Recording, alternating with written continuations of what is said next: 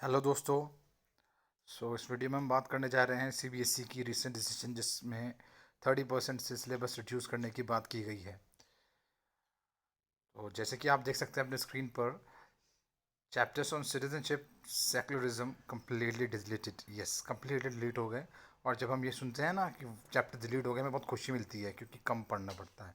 लेकिन as a teacher of the political science मुझको थोड़ा सा फील हो रही है ये चीज़ कि अगर मैं बात करूं स्टैंडर्ड 11th की, तो सेकुलरिज्म जैसे चैप्टर, सिटीजनशिप जैसे चैप्टर और नेशनलिज्म जैसे चैप्टर डिलीट हो चुका है। और एचआरडी मिनिस्ट्री ने ये फैसला कोविड-19 की वजह से जो एजुकेशन में लॉस हो गया था उसको ध्यान में रखते हुए लिया है। लेकिन इस तरह के चैप्टर्स को डिलीट करना अपने आप में क्वेश्चन मार्क्स क्रिएट करता है।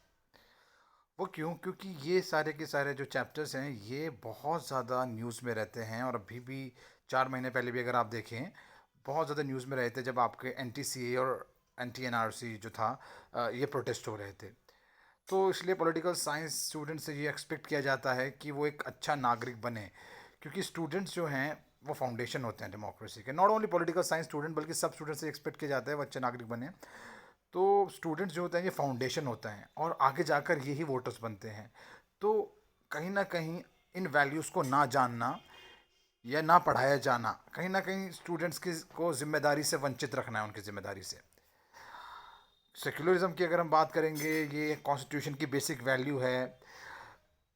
इसको स्पेशली प्रियम्बल में 42nd अमेंडमेंट 1976 में लेके आया गया। सिटीजनशिप जो कि बहुत ही इम्पॉर्टेंट एक कॉन्सेप्ट है जिसके बारे में हमें पढ़ना बहुत ज़रूरी है, वो चैप्टर डिलीट हो चुका है। तो कहीं ना कहीं मैं चिंतित हूँ सब चीज़ को लेकर।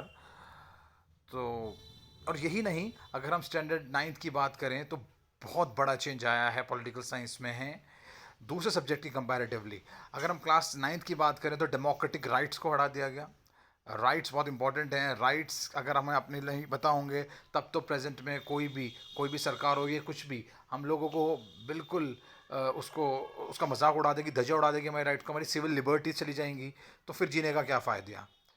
डेमोक्रेसी और डाइवर्सिटी जो हमें सिखाता है कि हमारी जो एकता है, हमारी जो यूनिटी है वो डाइवर्सिटी में ही है।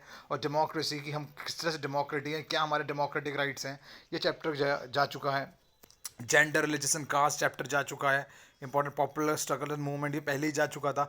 चैलेंजेस टू डेमोक्रेसी, डेमोक्रेसी को क्या चैलेंजेस हैं, क्लास 10th में ये चैप्टर जा चुका है। 11th की मैं बात करूँ तो बहुत बड़ा मैसेज चेंज हुआ, फेडरलिज्म, जिसके अंदर हम देखते हैं सेंटर स्टेट रिलेशंस क्या होते हैं। और पॉलिटिकल साइंस स्टूडेंट को ये चीज़ जाननी बहुत ज़रूरी है कि कैसे सेंटर और state government hand in hand काम करती हैं, कैसे आपस में इनके मतभेद रहते हैं और कैसे वो सोल्यूशन हो सकता है, इस तरह के। और सबसे बड़ा तो सिटीजनशिप जैसे चैप्टर चला गया, जैसे मैंने आपको बताया सेकुलरिज्म जैसे चैप्टर चला गया, जो हमारी बेसिक वैल्यू है कॉन्स्टिट्यूशन की। इंडिया की फॉरेन रिलेशंस कैसे, इंडिया चाइना, इंडिया पाकिस्तान, जो जानना पॉलिटिकल साइंस स्टूडेंट को बहुत ज़रूरी है। और सोशल मूवमेंट जैसे चैप्टर है। तो कुछ चैप्टर अपना आपको जस्टिफाई करते हैं, लेकिन कुछ चैप्टर जो बेसिक वैल्यूज़ हैं ये जस्टिफाई नहीं करते।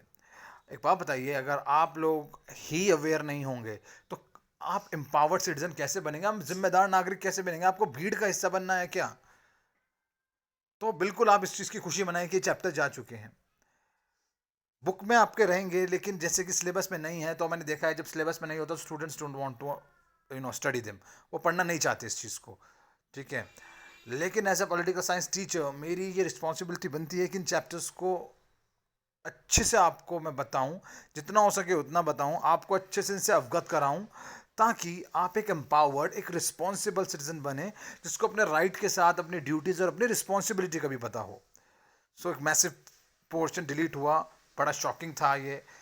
जबकि एचआरडी मिनिस्ट्री ने सजेशन मांगे थे और 1500 से सजेशन आई भी थे, लेकिन क्या वो सजेशंस की क्वालिटी इतनी कम थी कि इतने इंपॉर्टेंट चैप्टर्स डिलीट करने पड़ गए आपको? इससे अच्छा सोल्यूशन क्या कुछ और नहीं हो सकता था? सवाल ये है, क्या ऐसा नहीं हो सकता था कि हम इन सब चैप्टर्स को पढ़ाते और इसमें से मेजर जो पोर्शन है वो करा देते, और जो दूसरा पोर्शन है उसको हम थोड़ा छोड़ देते, 50% करा देते, ताकि ओवरऑल इन चैप्टर्स की में जो एसेंस है वो तो स्टूडेंट्स को क्लियर होता। लेकिन अब जो हुआ सो हुआ। As I said that it will be my prime responsibility to deliver all these chapters to you. I know that there'll be there'll be compulsion of syllabus to get completed as soon as possible. But the moment I'll complete the syllabus, I try to touch this chapter. And not only when I'll be touching this chapter, I'll be trying to explain you, but I'll be, connecting the topics of the subject with the topics of the subjects of the chapters that you people will be studying. मैं कोशिश करूँगा कि उन chapters में भी जो है इन chapters के टॉपिक को थोड़ा सा लेकर आ पाऊँ, ताकि थोड़ा आपको अंडरस्टैंडिंग हो और चैप्टर में इंक्लूसिविटी आए. सो आज के लिए इतना ही. सो प्लीज़ इस वीडियो को ज़्यादा से ज़्यादा शेयर करें, ताकि लोगों को पता चल सके कि उन्हें एम्पावर होना कितना ज़रूरी है, एक्टिव सिटीजन बनना कितना ज़रूरी है. प्लीज़ इसको लाइक भी ज़रूर करें और चैनल को सब्सक्राइब करते रहें और ऐसी वीडियो पाने के लिए. Thank you.